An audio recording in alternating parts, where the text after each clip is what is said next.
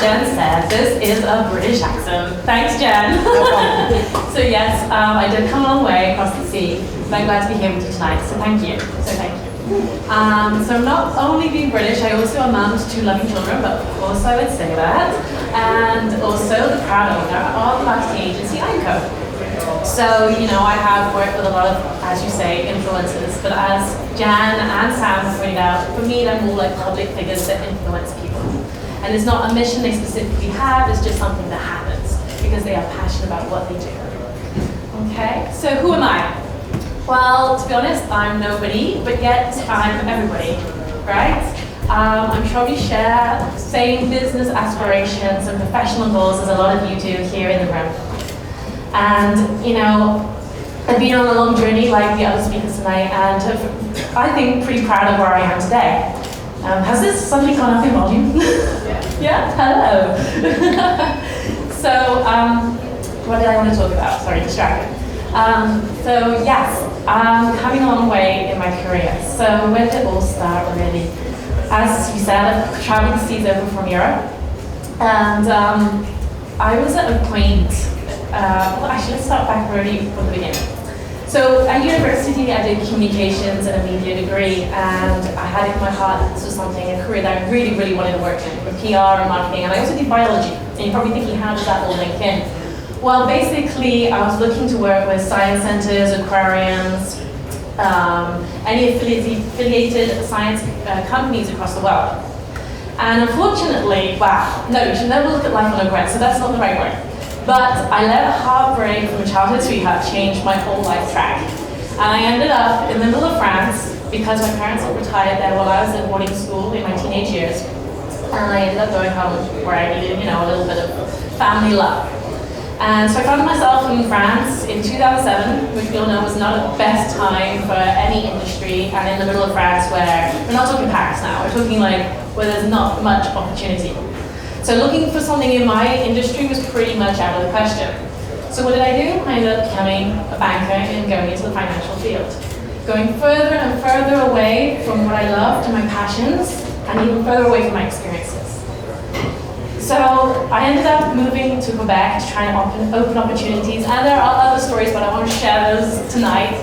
But when I got here, unfortunately, I started going through a divorce, and I was getting closer to the age of 30, and I said, you know what, it's now or never, okay? If I want to get back to my passion and what I did at university, this is the moment. So, you know, I really took it on hand, and I started freelancing. I said, you know, if people aren't going to take me seriously within this industry because it's been almost 13 years since I studied at university, and I'm not going to have an opening, let's make the opening myself. So I started freelancing, taking on any opportunity I could to get back and closer to the industry. So, you know, anything from blogging, some of you might recognize me from Montreal blog, and anything I could do to get closer to that industry and get my foot in the door. And, you know, and it's taken me on a journey to the point where now I have a full-fledged team across the world working remotely, and I'm very, very proud. And I hope to really grow on that. So yeah, so it's been a great opportunity and a great journey. Now, I can't, just like Sam said, you know, there's a lot of ups and downs. It's not easy, it's not streamlined, it's not something that's going to come to you just because you want it. And one of the biggest things and struggles I had is that I went through a lot of pain. I think Sam said exactly, I can't even find Sam now, where is she gone? She said exactly the same thing. So, there's been 3 key ingredients for me for my success. And number 1 was hard work. Yes, people say it again and again, and it's nothing new, right? But I swear to God, tears, sweat, pain, disappointment has got me to where I am today, and I'm glad I went through those breaking points. Otherwise, I've never lived and learned, and I'm glad I never others in those points and really got them. They got to me. I stood up and said, "Hey, I've lived and learned from this now. To get up and get me stronger because of it," and that's really helped my success. Number 2 is being surrounded by the right people, right? Okay, again, it's something that people repeat, and I've heard thousands of people up on the stage say the same thing again and again. But it really is something, and something I've made, again, loads of mistakes in. I'm a big heart, I wear it on my sleeve, and I have confidence in a lot of people. So I've often let many people into my life, and yes, I've made mistakes.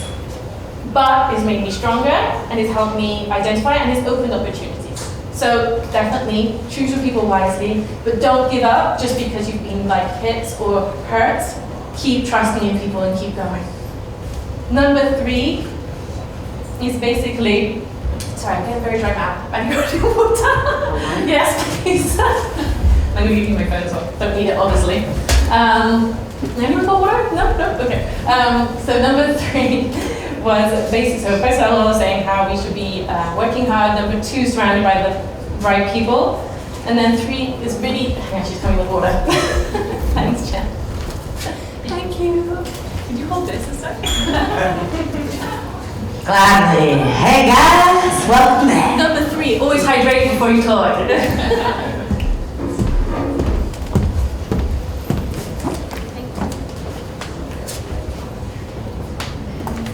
I can't even remember what number 3 is now.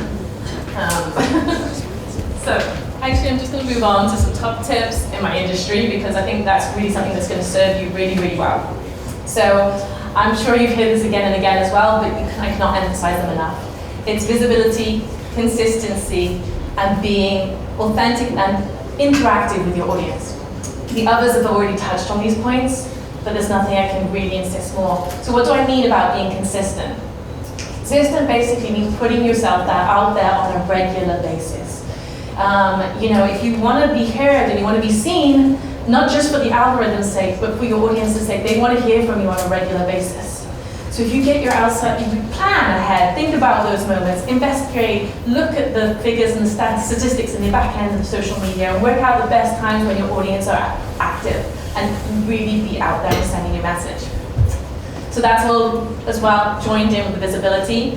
Make sure that you are communicating through different forms of content, videography, photography, verbal, non-verbal. Make sure it's all out there. Be varied in your content and don't be afraid.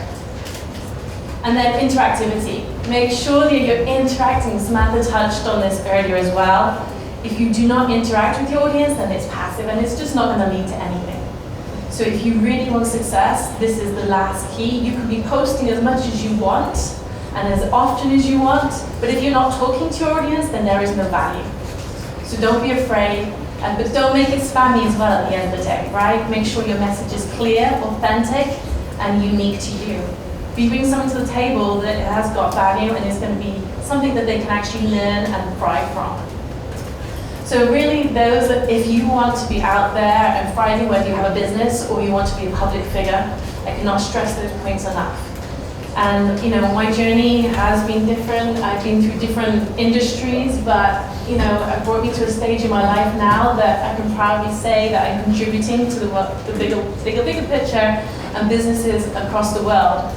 So, I will be here this evening, but any of you do want to come up and ask me any questions, or I do have some secret sources that I'd be more than happy to share with you.